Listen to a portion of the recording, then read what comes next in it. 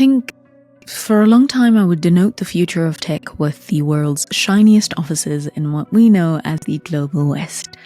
That is places like San Francisco, London, maybe even Berlin. I wanted it to be otherwise, but that sounded a bit far-fetched at some point, even for me. Until now. Or, well, until the past few years. I saw this firsthand this year when I did what I like to call my Afro crypto event circuit. Lagos, Accra, Nairobi, Kilifi. The tangible question that I and hopefully many others are asking is, what if we're all looking in the wrong places? What if the next tech revolution is being built exactly where it's needed? What's good? Hello and welcome. If you're new, my name is Ms. Purple, and sometimes I create content on the socio-cultural elements of the on-chain economy. This is the Purple Pages, and today I want to dip my toes in a statement that I fully believe in, and that is, betting on the global majority makes sense. When I say the global majority, I'm talking about the nearly 7 billion people that do not make up the geopolitical West. Not global south, not emerging markets, not least developed countries, none of that. The global majority includes every region that is on the macro scale not considered to make up the geopolitical West. I promise this is not a political podcast, I just needed us to be clear on that. Because the global majority is and always has been more than a demographic footnote. We're an overwhelming reality. Let's look at Africa, for instance.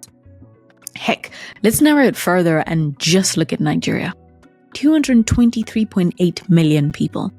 80.4% are legally young, that is, under 35. Most of them are mobile first. Their commonly used apps are WhatsApp, Facebook, Instagram, TikTok, and Telegram. According to Chainalysis, there are 140 million people who are crypto aware here. And 66.7 million of them traded on Binance in 2024. That is 66.7 million people who do not just know about crypto, they use it in some way. To zoom out a little, across the continent, 2024 saw $220.8 billion in direct on-chain and peer-to-peer traded digital assets. That means it's up 42.1% in 1 year. But who's covering that in their tech podcasts? Now, to help make my case on why betting on the global majority just makes sense, I'm going to look at Lisk. Lisk is no stranger to what it calls the high growth markets. So their Empower Fund is, in my opinion, a statement of tangible initiative. Now, before I get into what the fund is, a disclaimer. This episode is not sponsored by Lisk or by anyone but myself. I literally saw the announcement, I was overjoyed, and then I saw some of the skepticism, and I got curious, as one does when the tea is hot. So, here's what you need to know. The Lisk Empower Fund is a $15 million venture initiative designed for founders in the global majority, specifically Africa, Latin America, and Southeast Asia. Its goal is to directly address the capital gap, where only around 5% of the global venture capital reaches. Even though these regions are showing the fastest adoption and the pressing real-world needs for blockchain solutions. Now, the fund structure is a combination of capital, a pathway from incubation to early checks up to $250,000, hands-on advisory all the way to Series A readiness. It takes on the angle of amplifying homegrown talent instead of imposing outside blueprints. Their main support focus is for high utility applications. Think payments, remittances, supply chains, digital identity, etc. You name it. So what's the tea? Well, it's the 15. As in, why only 15? Why not 50? Or 150? While part of me can understand the desire for more, as it can feel like there is more value being recognized, I guess I'm also more of the mind that rather 15 than 0, especially when so many will explicitly steer clear of the global majority under the occasional bogus guise of too much risk. If we're being honest though, We have too many local individuals with more zeros in their bank balances than what could be a single startup's pre-seed round check. Now, I'm by no means expecting these individuals to care about things that they do not see to be valuable enough for them to bet on, but I sure hope they would. My point is that $15 million from a single fund may be small in the global context, but in the practical context of what is necessary to go from bootstrapping to catalytic, this $15 million is like a black nod. It's a recognition. It's saying, I see you. The Lisk Empower Fund stands out, to me, as a blueprint for how the world's fastest growing underfunded regions can build the next on-chain chapter. From Nairobi to Bali to Buenos Aires, Lisk's fund makes a compelling, tangible example of betting on the global majority. Now, maybe as an African, I'm biased, but so is every other storyteller from every other region. Positive bias is almost inherent when it comes to one's locale. But man, moving through Web3 Lagos, the Magma Summit, ETHAccra, and ETHSafari, I felt something. Tangibility.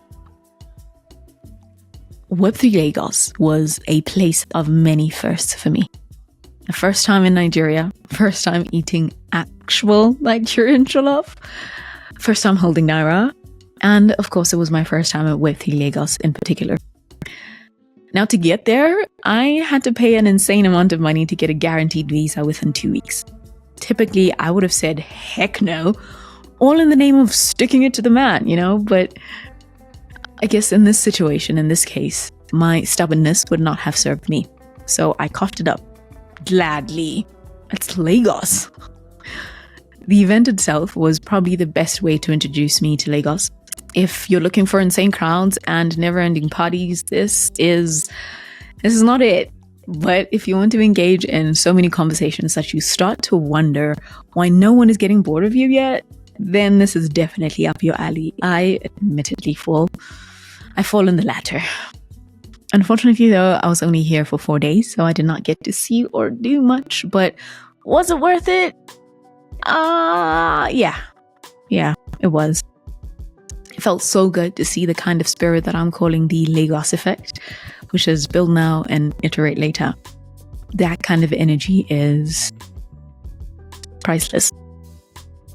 From Lagos, I headed to Accra with some of my favorite nerds to the Magma Summit by Borderless Africa and Lava VC. The summit was undeniably a meeting of variety, from fund managers to devs to researchers and lecturers. Now, in true Magma style, there were a plethora of open spaces, but the cream of the crop were the roundtables. We had the geographical decentralization roundtable, we had the stablecoins roundtable, we had the ZK roundtable, and we had the mechanics of money roundtable. Now, I wish I could pick a favorite, but after every single one of them, I found myself wondering and thinking of new rabbit holes to Alice into. Having already had 3 cohorts of Magma, a few of the faces in attendance were familiar to each other, which reduced a lot of that awkwardness. And even if the faces were new, we were never short on a collective optimism and understanding that something has to give. One would think after all these years, I would have somehow managed to find my way to ETHAccra, but this was also a first for me. I have never been one for hackathons because even Nemo would not dare, but this one I was curious about, because having that many builders hacking everything from games to dApps to social app prototypes, some for the first time, will never not be a sight to behold, regardless where you are. Now, I will admit, I did feel like a fish out of water, but I was also in awe, because at some point, I think I just sat watching. I was fascinated because this is literally it. Like, this is how you make the Kool-Aid. I know, it sounds like this was my very first hackathon. It wasn't. I guess I was in a mood because everything this time just felt that much richer. 4 years ago, I took the meager dollars that I had and booked a flight to Nairobi for an event I'd heard of once, maybe twice, while interviewing some interesting people on the then Bankless Africa podcast. First of its kind, they said. It was also the first edition. I had no idea what to expect. All I knew was Ethereum and Safari were two words I wanted to experience IRL, so I threw caution to the wind. ETHSafari was the first ever IRL crypto event that I attended, and I've been going back every year since. It's akin to a tradition for me. Why? Because Africa, as part of the global majority, is on the precipice of a breakout like no other. And places like ETHSafari are reminders, at least to me, that you cook nothing on a cold stove. That dish needs to be hot. Now, not to be dramatic or anything, but ETHSafari likely changed my life. Kind of. By that I mean, when I came back home, it did not feel as far-fetched anymore. This magic internet money shtick, I remember thinking, this is actually bananas. Because how am I here right now to talk about the new internet? This year also saw Lisk curating its Lisk on the Ground campaign. An intentional set of days packed with conversations on navigating regulation, building for scale, capital gaps, building connections, and finding partners who stick around. Now, contrary to what you might think, I was not part of Lisk on the Ground. Not fully. I did get to attend a few sessions here and there. And if you can't tell yet, I'm a Lisk fan. Because they do what many talk about doing. And I'm not saying that they're the only ones, but I am saying they're one of a few. All in all, I spent 3 weeks immersed, experiencing coordination like no other, where strangers became friends and advisors and business partners. Now, while some are still maxis, others, like me, don't care much for what you build on. What matters should be actually doing the damn thing. Maybe that's why I'm so gung-ho about AZA, because the only place I had to use my bank card during this trip was the airport, and that was only because I did not fund my wallet in time. The reality of stablecoins being everyday money is one that you can experience just by crossing these borders. The year is 2025, and we're as isolated and separated as passengers on a crowded train. There's a bunch of us, but we don't know each other. We don't work together. We don't coordinate together. And that needs to change. And we know the misled question that many continue to ask is if betting on the global majority is risky. And I say misled because it's the same answer for anything, which is 1, yes, but so is living. And 2, only if you think change is something that needs to be managed and not embraced. What I, as an African crypto new tech cultural archivist, or whatever you wish to call me, what I see and experience every day is not just hype. I mean, sure, that hype is nice, but I see an insane amount of us saying, this does not work for us, but it should. And so it will. Betting on the global majority makes sense because reality has teachings in it that cannot be faked. Beyond the sentiments, the numbers show that you bet on the innovators. You bet on the ones solving for the gaps, the ones who solve for freedom. Because the future isn't some faraway cliche place that we can look to and say it's coming. It's literally already here. In the best and in the worst of ways. The real question is, are you paying attention? Say what you will about Africa, about the insane talent pool that we have. But what I personally cannot stand for is the notion that we produce nothing and build nothing. So, bet on your friends. Bet on your local builders.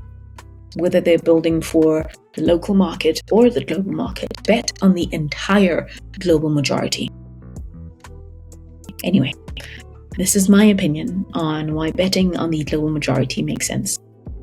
I'd love to know what you think, so share yours. If you disagree with me, tell me why, but keep it cute. Keep it cute. Thank you for listening. Until next time, stay curious and stay connected. As we say here at home, Hij bij God.